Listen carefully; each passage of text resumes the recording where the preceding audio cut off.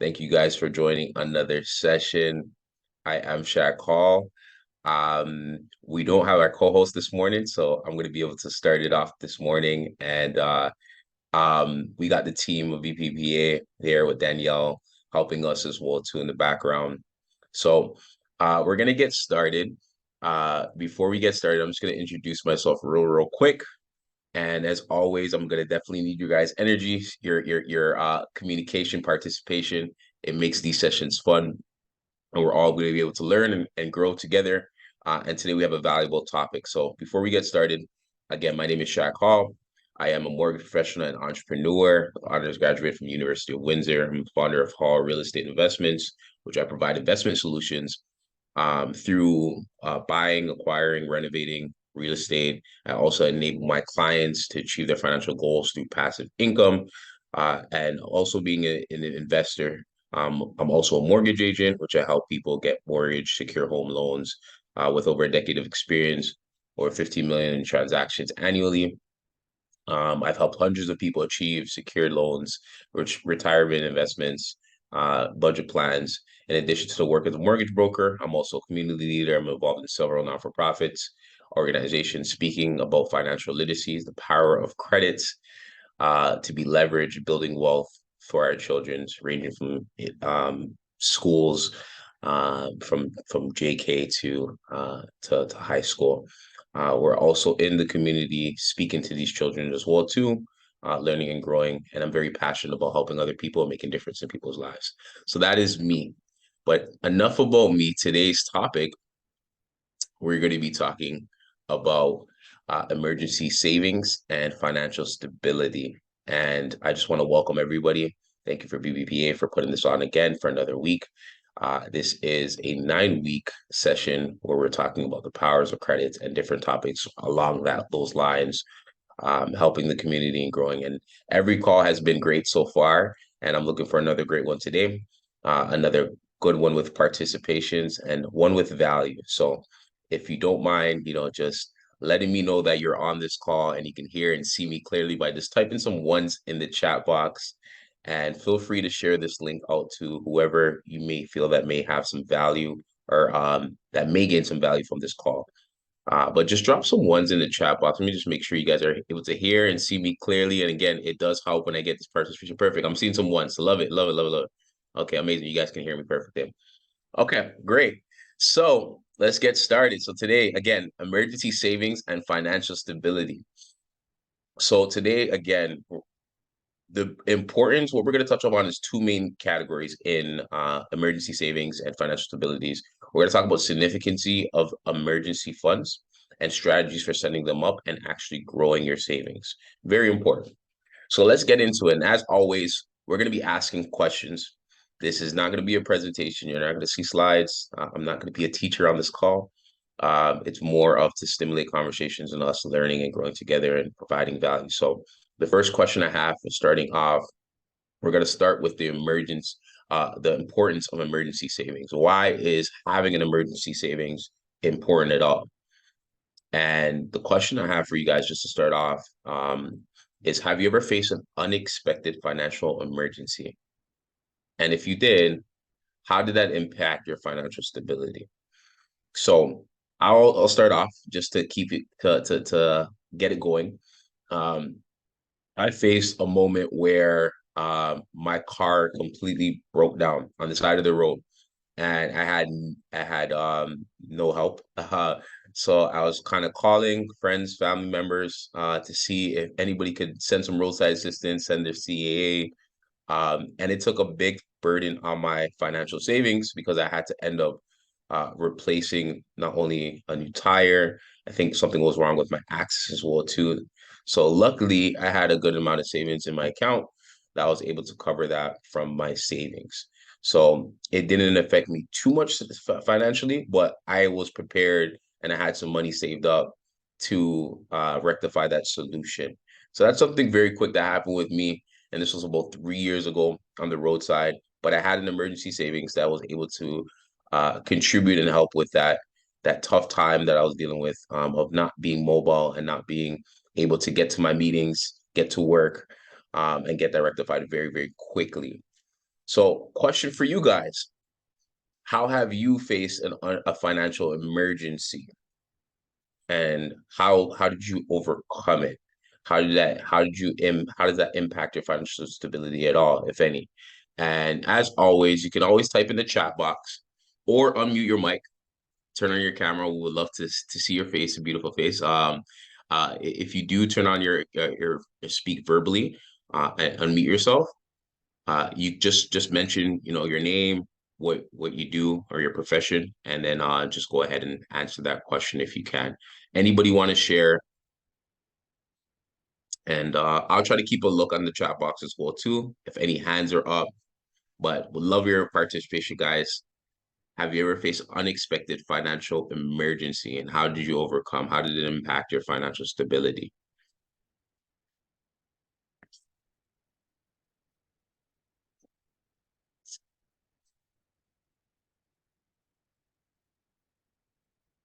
Okay, perfect. I got one person in the chat box right now. After losing a job during the pandemic, savings had helped me for a few months.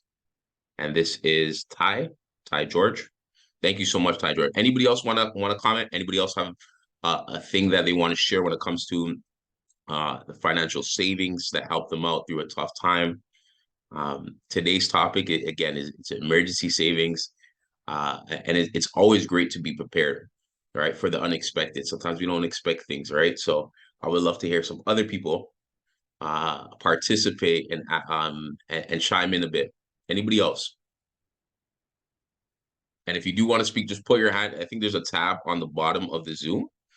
And then there's just a tab to put your hand up, and we can just help unmute your mic for you if you can't unmute it.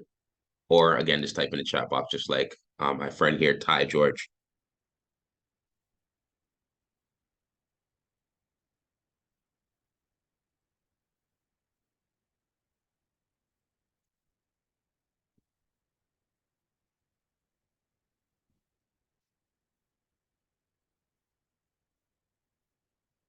Okay, perfect.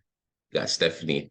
We had a routine maintenance on our furnace, only to find out that there was a leak, CO leak, carbon. I'm assuming that's carbon dioxide leak.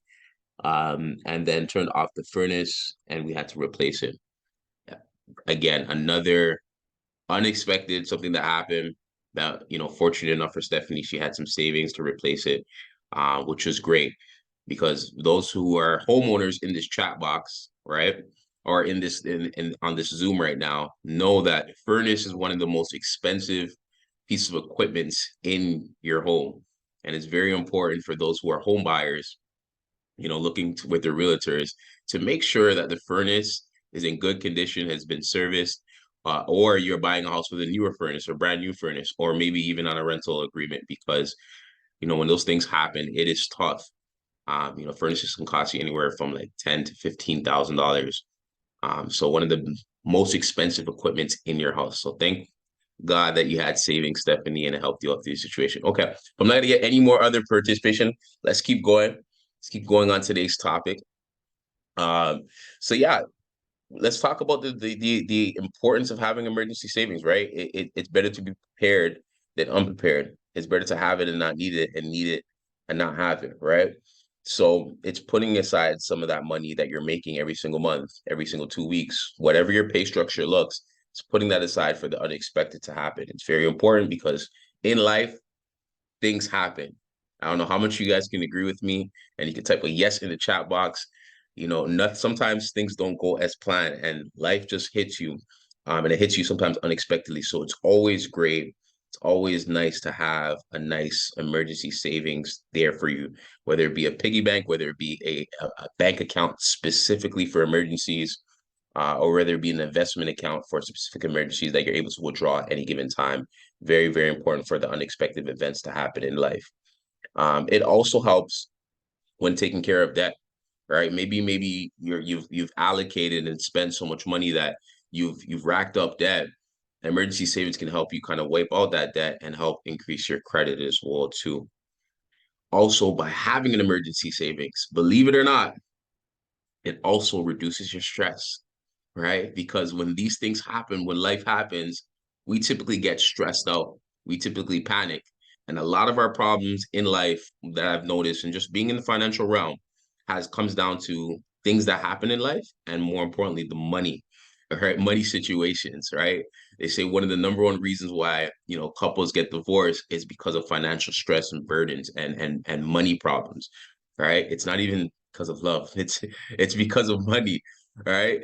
So in life, things are going to happen. It's going to reduce stress by having an emergency saving. It's going to reduce anxiety. I don't know how much of us, if you guys want to share, suffer from anxiety, but it reduces anxiety knowing that you have something there as a safety net, right? I don't know how much you guys can agree. Again, you could put yes or yes in the chat box. I'd love to hear some participation regarding that.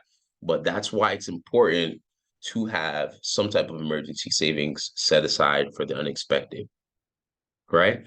So I have another question for you guys. Hopefully, we can get some more answers on this question. But what are the factors that you guys consider is an ideal amount in having an emergency fund, right? Because everybody's situation is different. But what are some of the factors that you would consider when actually saving an emergency fund? And I would love to hear some factors, some of the things that you're thinking about or you've thought about when considering having an emergency fund. What's very important to emergency fund? These are the things, the feedback I would love to hear because it would help when it comes to sharing different strategies for you guys, because we're going to talk about strategies very soon, shortly, about emergency funds. But if anybody wants to comment, feel free to put your hand up, unmute your mic regarding emergency savings. Let me see the chat box. Let's see here. Boom, boom, boom, boom. Somebody put happens. Yes, life does happen. Love doesn't pay the bills. My 6 month target is monthly. Okay. For me, it was being able to pay reoccurring bills for a few months. Amazing. Your lifestyle, your risk. Thank you, Michael. As always, great feedback. Your lifestyle is something you definitely want to keep in mind when creating an emergency fund. They say, some of people look at and this is a rule of thumb as well too. Before I even quit my job or before I became a full-time entrepreneur, one of the things I learned from my mentors or from people who I looked up, they said, make sure you have at least 6 months saved up front. And Stephanie talked about that as well too. 6 months of your monthly expenses. So it goes back to our previous calls that we talked about. You want to look at your expenses, right? What are you spending every single month? That is what you're going to need to survive, right? So having an emergency fund, you want to look at what are your expenses, where's your money going, how much of that can you put aside for when things were to happen. Let's just say you lose your job. Can you survive for half a year or a year, maybe 12 months saved up? So that's one of the things that you want to keep in mind. So Michael's absolutely right. Your lifestyle, your risks that you may face. What is it going to cost to cover your mortgage? What is it going to cost to cover your food, water, shelter, your basic necessities, your needs? That's some of the things that you're going to want to consider when creating your emergency fund. Um, Somebody else says depends on your family size as well too. Some of us have a lot of responsibilities. We have, family. Maybe we're taking care of our own family. Maybe we're taking care of our spouse's family. Maybe we're taking care of a family that's not really our family, right? So it's having those things in mind when creating an emergency fund is very, very important. Keep it coming, guys. I'm liking this. Keep it coming. I want to see some more in the chat box if nobody wants to share verbally or unmute their mic. Let me see some more in the chat box. What are some other things to consider when doing emergency fund or when preparing for emergency fund? Probably better dialogue. Anybody else want to chime in the chat box? Again, guys, chat. The more comments, the more feedback makes it a lot more fun. I got a lot of more to go, but I would love to hear some more things when it comes to considering when you're saving for an emergency fund. What are some other things, guys? Lapo said budgeting helps calculate how much monthly savings. Amazing. We talked about budgeting on previous calls. Someone said health expenses, very important. Your health expenses, your medical bills, you may have to put to the side. We all have different health expenses. That's very important. I would say that's a need that you would have to keep in mind when creating an emergency fund. Tremendous. Thank you, thank you, thank you, thank you. So yes, as we mentioned, some people mentioned in the chat, it's, exploring the factors that affect our emergency fund, which include our monthly expenses, which include our job stability. If God forbid we were to knock on wood, if we were to lose our job, how much are you making every single month? You need to consider that as well too when creating an emergency fund. Or if you get sick and you do not have insurance, how much money do you need to survive before you can rehab yourself and get better to go back to work. um your specific financial goals, somebody mentioned as well too, your lifestyle, right? What is your they call it your financial stability number that you need to keep in mind as well. What is that number that's going to allow you to live off of when it comes down to retirement? And some of us are saving from retirement from now, right? Making sure that's allocated in our emergency fund as well too, of money that we want to contribute to our retirement as well. Maybe some of you guys have goals to save for a home, right? You want to make sure you're including that into some type of savings fund as well.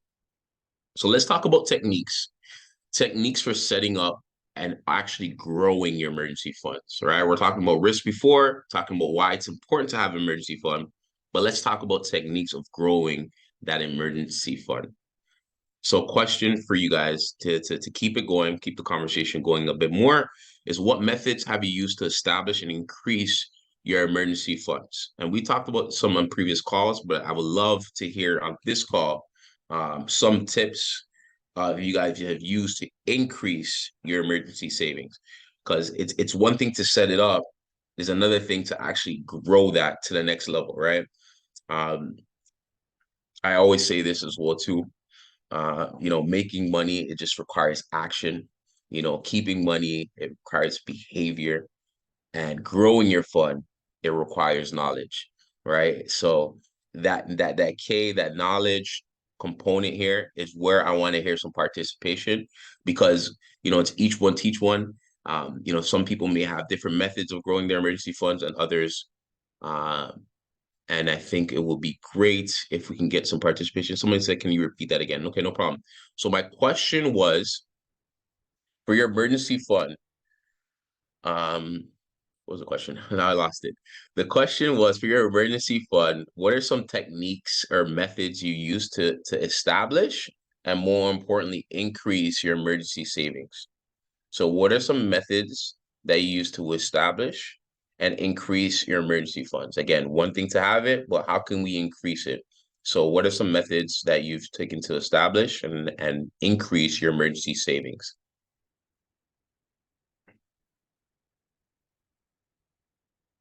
Okay, let's see here. Setting up auto deposit. Amika, perfect. I'm glad somebody mentioned that. That's a great one. Automatic transfers every payday, and I invest cash flow GSCs. Amazing, Stephanie. I love it. No, no to the part that growing, etc. Juliet, I don't know if you can unmute your mic and kind of elaborate a little bit on that comment that you mentioned. Yeah, that's just a blessed morning, everybody. The part where the statement you made about growing, how to keep it, I believe, and keeping it something. I missed that part. It Oh, was very, very quick. three So steps you made. That's very key. And yeah, yeah. So three steps that when it comes to like just emergency funds or even just money in general, that I found in my experience, it's money requires action. You got to actually do something to create money, whether it be getting a job, whether it be taking a cup and going on the road and begging for money. It requires some type of action, right, to make money in this world, and you provide some type of value for the most part, right? So it requires action. That's what it comes to making money. And even just having an emergency fund, it requires action of actually setting up an emergency fund. To do anything, it requires action. Now, keeping it, it's behaviors. And we talked about in previous calls, and we're going to talk about in this call. We're a little bit talking about this today's call too. Behavior, it's the habits, the habitual things that you do. And some people are naming some great things right now in the chat box. It's the behavior of keeping money. And then to grow money, it's the knowledge, it's learning, it's understanding of different methods to grow your capital, growing your savings, whether it be learning about stocks, investing, GIC, some of the beautiful things that people are talking about right now. Investing into real estate, different things that are allowing you to grow your capital requires a little bit of knowledge. So those are three components um, uh, that I think are valuable when it comes to learning about savings and money in general. Hopefully that cleared it up for you.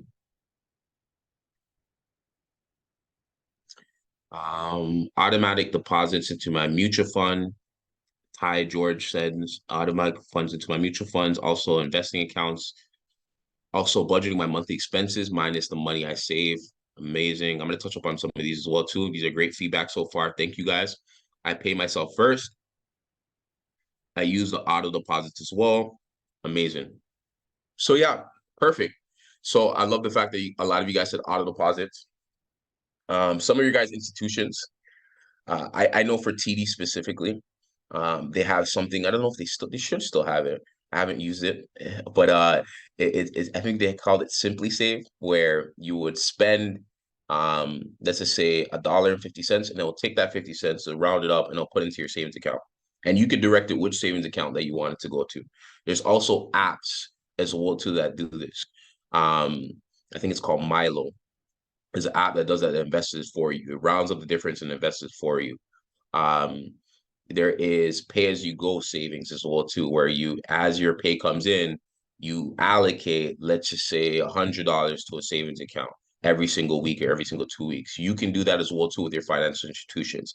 I believe every single top five, even credit unions, offer this type of service where it's automatically going to go to savings. Think about it, your paychecks as well too. As you look at your paychecks, as you look at your gross pay, and then you look at your net pay, some of the money is already allocated for you automatically. You should do that as well too with the remainder of your net pay as well, right? So your gross pay, sometimes it goes to EI, CPP, what are the other deductions? AEI, CPP, your insurance benefits potentially, and all these other things that your organization has set up for you. Your now net, you should be able to allocate that automatically as well to your emergency savings. Very, very important. And that is a method of saving without even noticing it, right? You're making this money, but it now, without even noticing it, it's allocated and it's going to be helping you going to different accounts for you to help you for that emergency savings fund. So very, very valuable. And a lot of people said the exact same thing. They have it automatically going into a mutual fund, have it automatically into a cashable GIC. And the beauty of those methods and those vehicles that some people mentioned is, again, it's cashable, it's liquid. You can get that cash, that the capital when things do go wrong. I'm not saying if on this call, because in life, I'm not that old, but I realize that things happen in life that you're gonna need your funds, so you need to make sure you have it accessible at any given moment. So cashable GICs, mutual funds that are cashable as well too, high interest savings accounts you should have these automatically set up for yourself. And it just takes a quick visit, an hour session with a financial advisor at one of your institutions, and they'll be happy to set that up for you. So great. Thank you guys so much for the feedback so far. I'm loving it. Great. Let's keep it going. Let's keep it going. So I mentioned a bunch of them on this so far, but having the automatic savings, starting small and gradually increasing as well too. If you're at a point right now where you're on salary or your income is stable as well, and you're comfortable now putting aside that money, let's just say the $50 every single 2 weeks or every week, gradually start to increase that as well. What methods I've seen in my industry, being in the mortgage industry as well too, I've seen people, save a certain amount of money and put that on their mortgage and helps that pay down their mortgage a bit faster, especially if you have these windfalls, these lump sum amount of money that comes in randomly, whether it be a bonus semi-annually that you may get from your employer, or just one of these weeks you get lucky, maybe you've won one of those scratch tickets and you've won a little bit of money. It's putting that aside in that emergency fund, or even tax rebates. I think that's very relatable to a lot of people on this call. When you get those tax rebates, don't just spend the tax rebate. Put it aside to that emergency fund. Put it aside, in an investment account. to help grow your capital as well.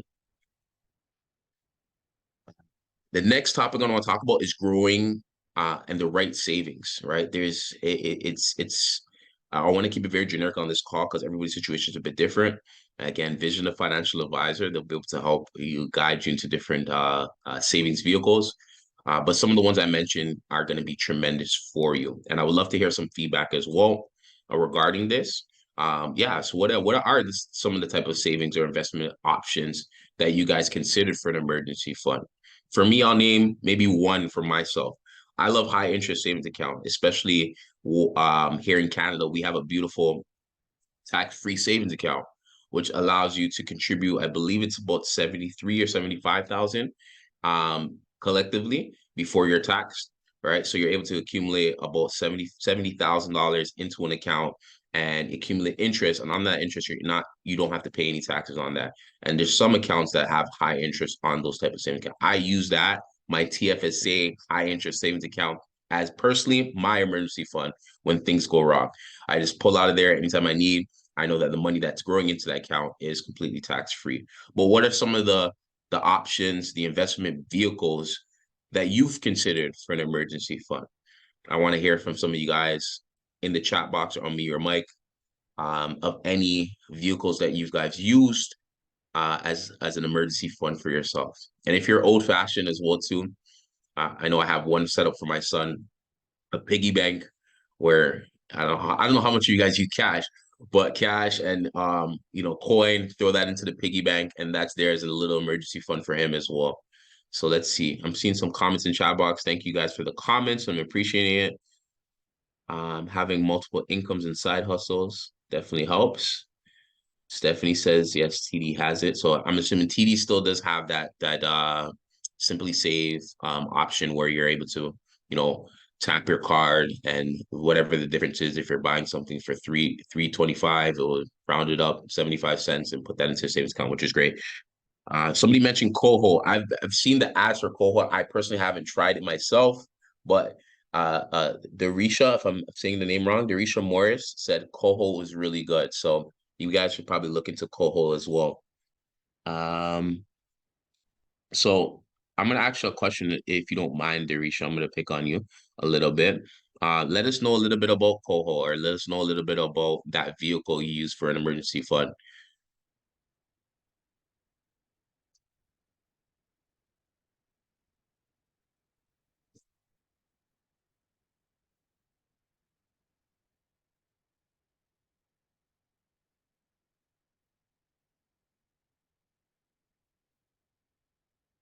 No? Okay, no worries. Ty George says, but isn't having a regular savings account still a good thing because of inflation? But interest we earn on those might be annualized, isn't it? So what do you mean by that? I would love to hear um your feedback regarding those questions that you asked, T, and if you can inquire a Yes. little bit more. Hi. So Hello. my question is really in regards to the savings account, Mhm. and the interest we would technically earn on those might Yeah, be canceled out with the cost of inflation. That was my correct. concern about regular savings accounts because the Yeah, interest we earn on those isn't very great. yeah. I'm gonna 100% agree with you on that. But the way how I look at it, and the way we all should look at it, is you're better off earning interest than nothing at all. Because you're right, we are battling inflation. We are going through a crisis. And in this economy, in this stage of the world, it hasn't been actually declared yet, or somebody has said it, but we are in a recessionary period right now. We're in an economic downturn. So a penny earned is actually a penny saved is actually a penny earned.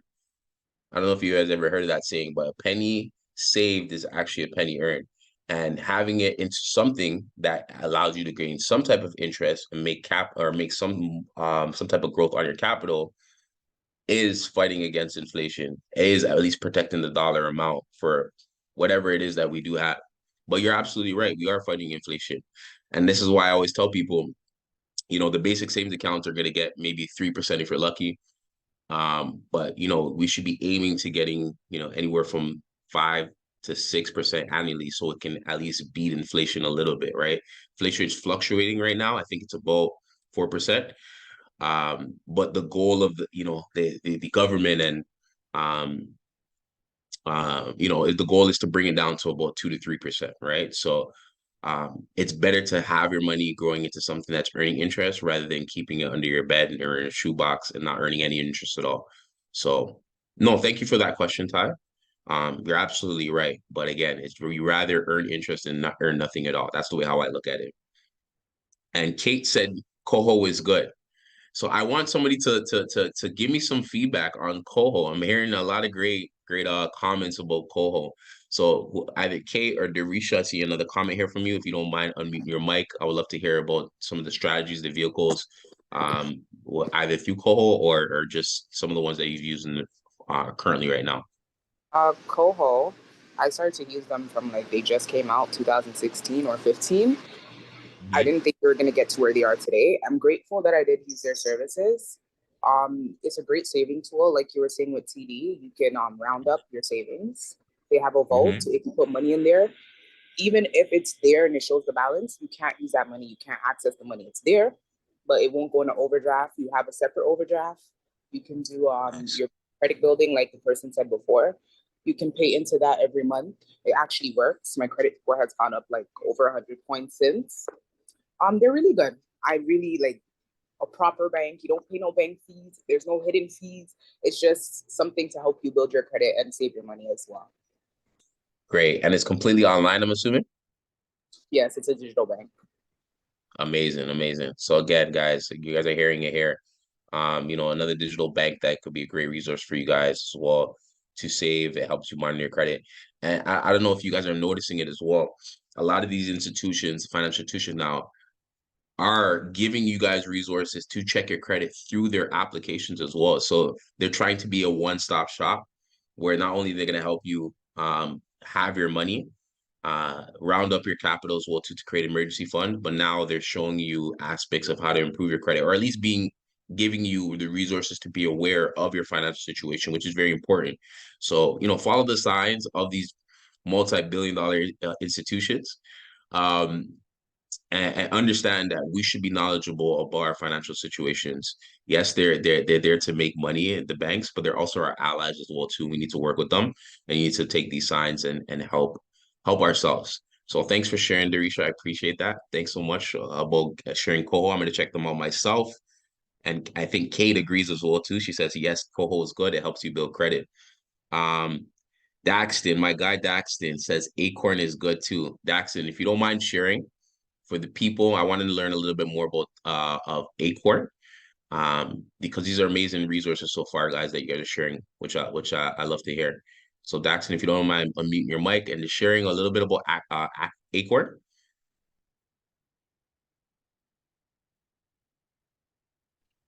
Yeah, so Acorn is basically an online service where anytime you go and buy something from the store, say you go buy a drink for like $1.50, and then Acorn will go and it will take whatever you have left, it'll round up to the nearest dollar, and it will put that into your savings.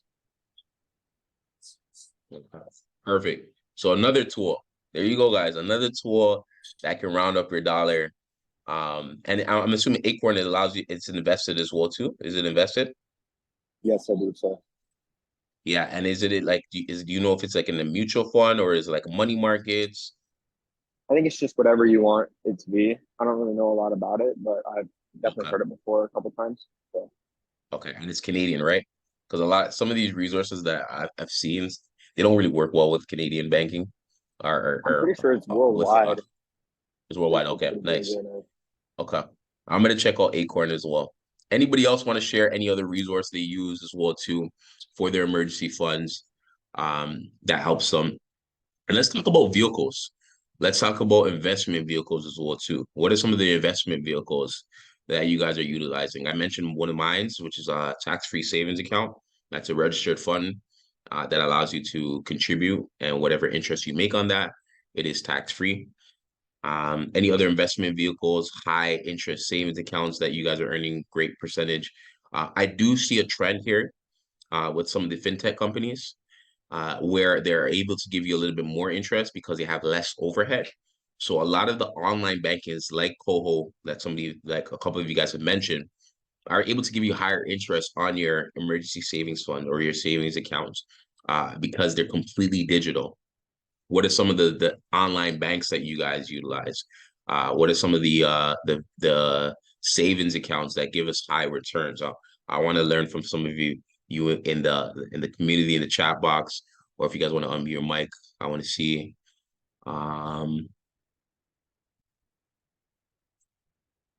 GICs. Stephanie says GICs in my TFC. I'm getting about 4 to 5%, and that's really good. I got anything over 3%, in my opinion, it's good. Um, interest automatically invest principal and interest, and it's all cashable. I think that's the key. Having it accessible, having it cashable is very key. I know Darisha mentioned that it goes into a vault sometimes with Coho.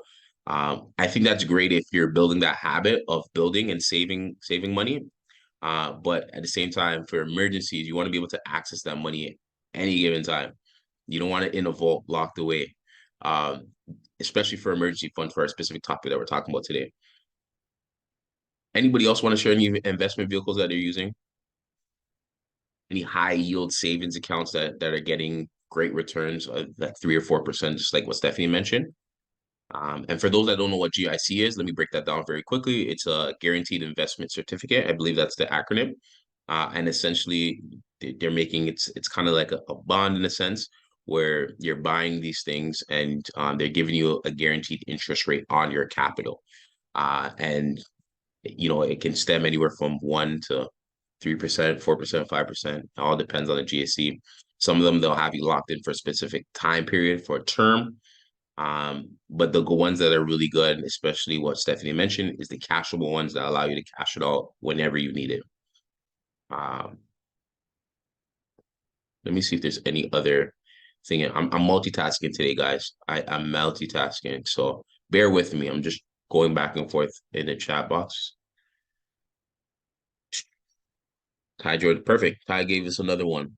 HSBC allows you to allows you to save in high yield savings accounts in different currencies as well. Okay, what are some of the currencies, Ty? I want to know some of the currencies. HSBC is a great bank as well too. Right. They have some of the lowest rates when it comes to mortgages. Exactly, and they have also, I've seen throughout the regular banking industry, the best interest. And the usual currencies, US dollar, British pound, euros. And if you want to be more specific, you can ask, but they have all the major currencies as well. So, and you can, you save that money in that currency. Of course, you're going to be subject to whatever valuation of that currency that day. Yeah. But it's a nice tool. It's an extra tool to have if you can allow yourself to have that. That's perfect. No, thank you for sharing that feedback as well. I think that's great.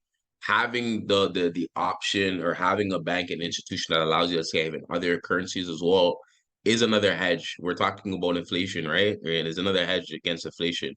Some currencies are doing a lot better than the Canadian dollar right now, right? So it'll be great to have options to saving different currencies, whether it be the US or whether it be whatever other currencies, sterling, the pound, um, different currencies around the world that you have options to. I know HSBC is an international bank as well too. So great. Thank you for sharing that feedback. Anybody else that want to share when it comes to savings, investment vehicles at all? If not, we'll just continue going. We're almost done through our material here. I'll wait to see if I see anything else in the chat box. I'll give it a quick minute and then we'll keep going.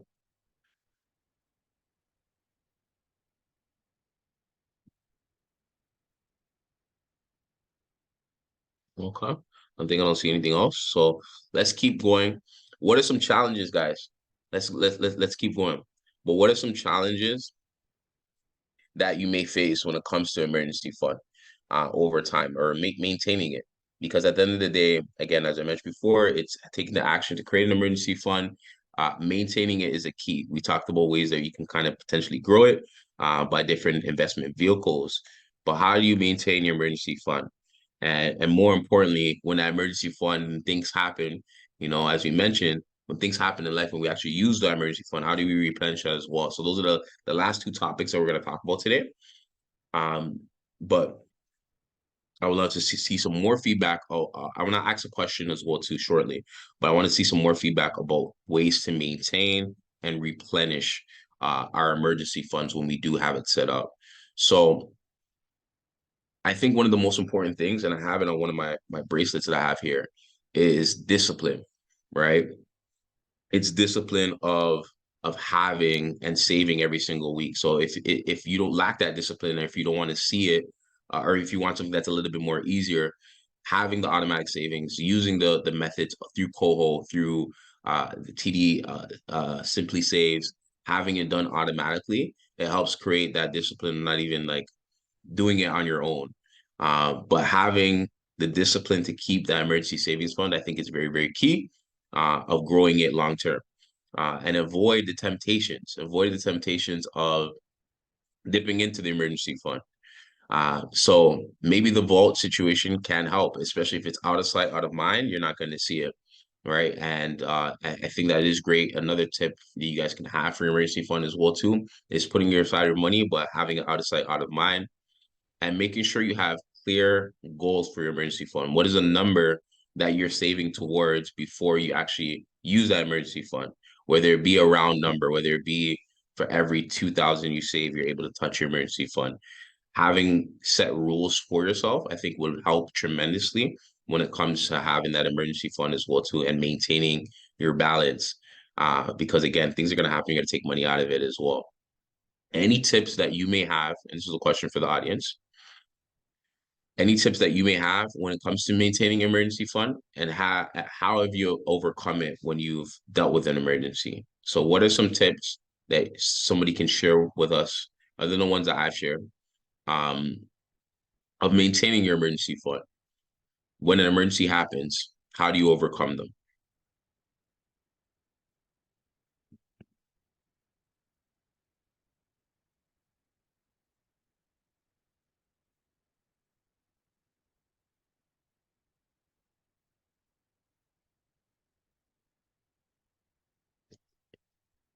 Define an emergency. Emergency is, and I see Stephanie's hand up.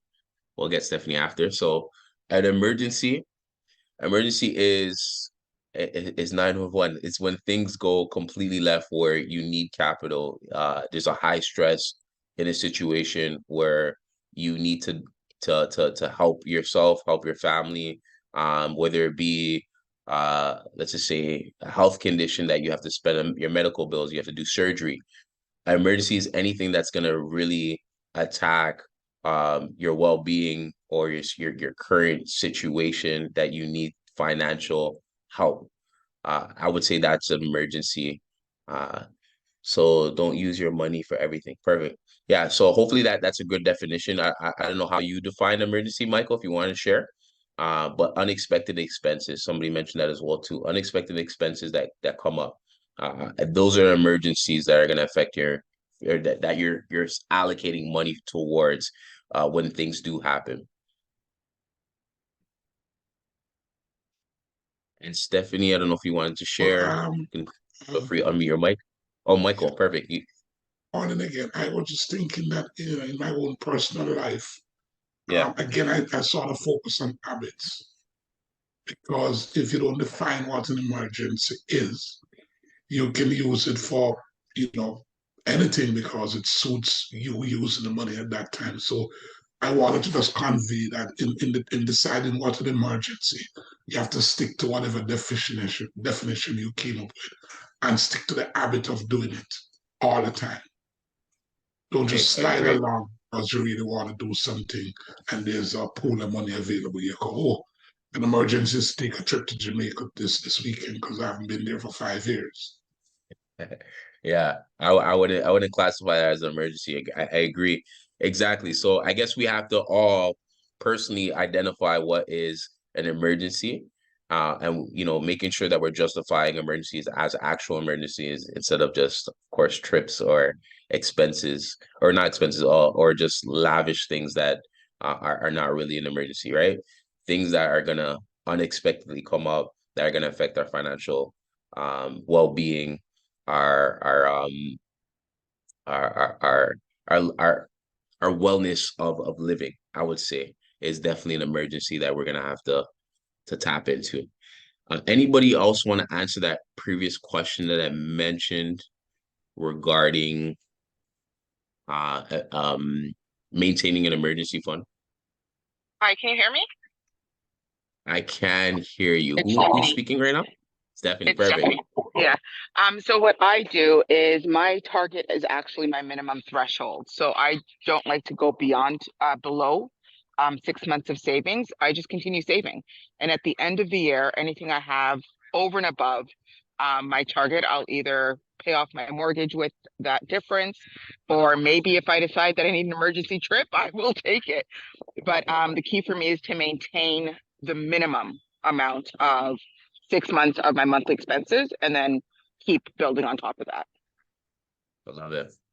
So another reminder for everybody listening right now, it's to have that 6 months um, expenses calculated. So if your expenses are 3,500, or let's just say 3,000 every single month, having that emergency fund of $9,000 and making sure we stay at that minimum threshold will be a great rule of thumb, or something to follow as well too, for an emergency fund. Or if you guys want to do less, 3 months. But I was always taught 6 months as well too. So thanks, Stephanie, for sharing that. That is a great uh, rule of thumb to follow when it comes to maintaining a specific amount in your emergency fund.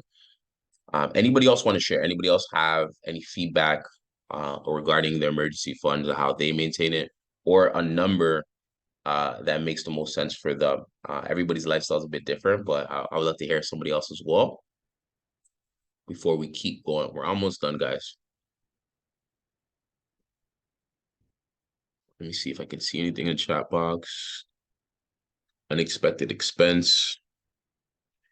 Anybody else want to share some feedback? Unmute your mic. Let's keep it going.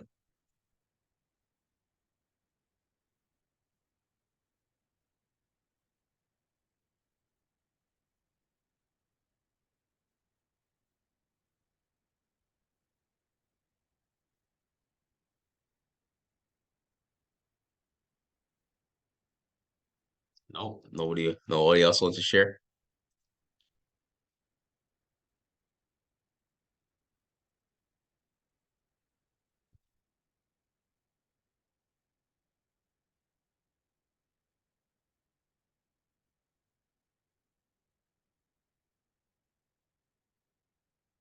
Okay, let's keep going. Let's talk about replenishing your emergency fund when you go on that trip, or when an unexpected expense has happened and you take money out of your emergency fund. How do you replenish that emergency fund? What are some of the tips and strategies that you may utilize to replenish your emergency fund?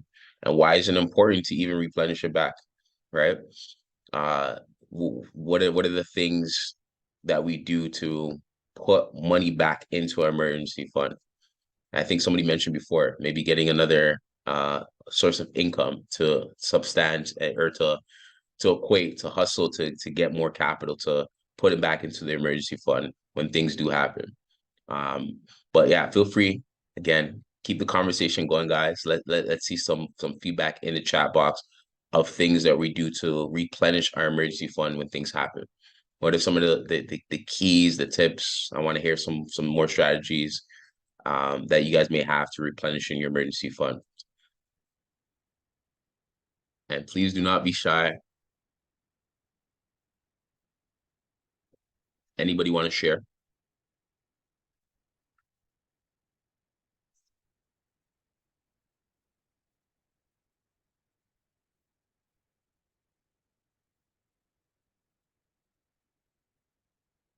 I don't think I see anything in the comments right now, or any hands up. Anybody else want to share something about how they replenish their emergency funds when life happens? I would just see if you have set up an emergency fund and you have to use it, you may not need any special approach to keep it going. You should just stick to the practice of doing it because the reason for the emergency fund is for an emergency and then you use it. So, from my own experiences that I don't try to do something special to replenish the emergency fund. I just keep setting aside funds for the emergency fund. So our question for you, Michael, just to inquire a little bit more. So when that emergency happens, I know you have the habit of, you have the emergency fund, you're putting it aside, and it's there for when emergencies happen. But when that emergency does happen and you take the money out, is there anything that you change? Do you go more aggressively to replenish it back, or is it you just continue the It depends. It depends. It depends. My approach. Let's assume I'm setting aside $50 a month. Mm-hmm. Let's assume I'm setting aside $50 a month for emergency. Mm-hmm. And in the Yeah. 6th month, I would have, what is that, $300 in the emergency account. And something happened that I have to use $250. Then I use the $250, but the 7th month, I go back to normal $50. Gotcha. I don't try to bring it to keep, that because for me, the emergency fund is for emergency. If I have no Exactly. emergency, then that's just a fund that I keep growing and I never use. So I don't let using the emergency fund and replenishing the emergency fund become a new stress factor for me. I use it and I just stick to my normal practice of ensuring that I put the $50 in there month after month after month. If something happened though that there's a sort of windfall, as Stephanie mentioned earlier, then I'll try to catch up. But I don't make catching up become a stress because that can also be a stress factor. True. If you're trying to play catch up because you have to use the emergency fund. Yeah. No, I agree as well, and I think T George agrees as well. He says sometimes I had trouble replenishing it back because unexpected expenses, and also caused because of back bills. It's always even possible. It's not even possible to save in hard times. So again, we are going through hard times, but it's having that discipline, it's having that behavior to keep the savings going. And as I mentioned before, a penny saved is a penny earned. So it's making a way, right? Things are always going to be tough, but we're not going to complain about it. We're going to figure out strategies and have a conversation like this to figure out different methods that we can utilize to make sure that we continue having our savings. So thank you, Michael. Thank you, T. Thank you, Stephanie, as well, too, for sharing. I appreciate that. And yeah, exactly. So replenishing your savings and funds after an emergency is definitely tough. But if we can keep discipline, if we keep the strategy, continue going, and somebody mentioned just, figuring out ways to make more income or throw different windfalls into that emergency funds helps replenish it. So that way you're keeping that bare minimum that you need, I guess, to cover your expenses for a specific amount of time. A finite amount of time, which is very important. And 6 months is a great rule of thumb to do. If you can do even more aggressively in, say, a year, 12 months worth of expenses, that's even better. So that's great. And the goal of this, again, when you have an emergency fund, is to reduce that anxiety, reduce that stress when things do happen in life. So having an emergency fund creates a peace of mind. It gives you that. It comes with that mindset of being prepared in tough times, and having that peace of mind allows you to have less anxiety and allows you to tap into that financial security that we're all striving to continue to maintain or to have, of the financial freedom, right? So it is part of that wealth pyramid that a lot of wealthy, successful people do have, the emergency fund when things happen, right? And I remember I had an employer specifically that he told me he has an account. He doesn't share with his wife. He has a separate account, and he calls it when S happens account, right? WSH account, right? And he makes sure is that he has it when things go completely left in his business cycle, that he's able to get away. He's able to take care of whatever he's dealing with, and that account is specifically set up for that. And he keeps it on purpose, and he hides it away. And knowing him, he probably has it in foreign currency as well too, as somebody mentioned on the call as well, right? So having an emergency fund, it definitely creates that peace of mind, lowers anxiety, and it gives you that sense of financial security, of being prepared when emergencies do happen, not if, when they do happen. And it's justifying, I love what Michael had mentioned before, is justifying and having that definition, a true definition of what an emergency is for you, right? Because you just don't want to tap into it for the things that are not really emergencies, because now you're defeating the purpose of actually setting up this goal or this fund for yourself. So yeah, I'm gonna leave the floor open. Those are the topics when it comes to emergency funds. We went over different strategies. We talked about the importance of emergency fund. At this point now, I can just kind of leave the floor open if anybody else wants to share anything, any tips, any strategy, anything that you feel I missed when it comes to emergency fund, or we missed in general in terms of the conversation, the feedback other people are talking about. I like the fact that people were giving different applications, different resources that were mentioned in the chat box. Some people unmuted their mics, letting us know different benefits of different resources that could be used for an emergency fund. But ultimately, these are the topics. And I can just summarize them really, really quick. The 5 key takeaways, and I'm going to remind you guys to make sure you're following BBPA of emergency funds. Emergency savings is number one. The importance of emergency savings, which you talked about at the beginning, is building an emergency fund. It's crucial for financial stability, providing a safety net, unexpected expenses that were to come up, reducing your financial stress during emergencies. That's the really major number one reason of having an emergency fund, is to reduce the stress, the anxiety when things do happen, because it's worse when things happen and you're not prepared, or you don't have anything at all. It creates more stress for you. And number two is determining the right amount. Stephanie mentioned 6 months. I agree with that. Completely agree with that. 6 months of your expenses. Create some type of right ideal amount for yourself for your emergency fund. And it depends on your monthly expenses, your job stability, your specific financial goals.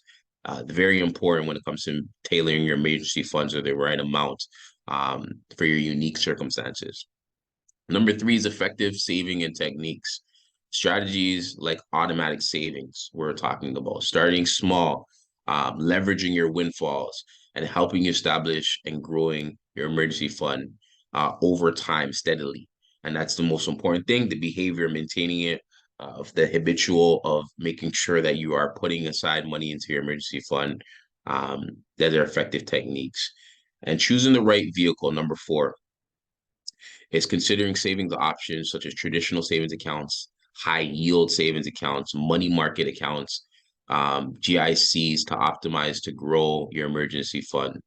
And number 5, replenishing your emergency fund, creating that peace of mind. Using your emergency funds is important to replenish them properly. And having a robust emergency fund brings peace of mind and also a sense of financial stability and reducing the impact of unexpected challenges. So those are the 5 key takeaways of today's session.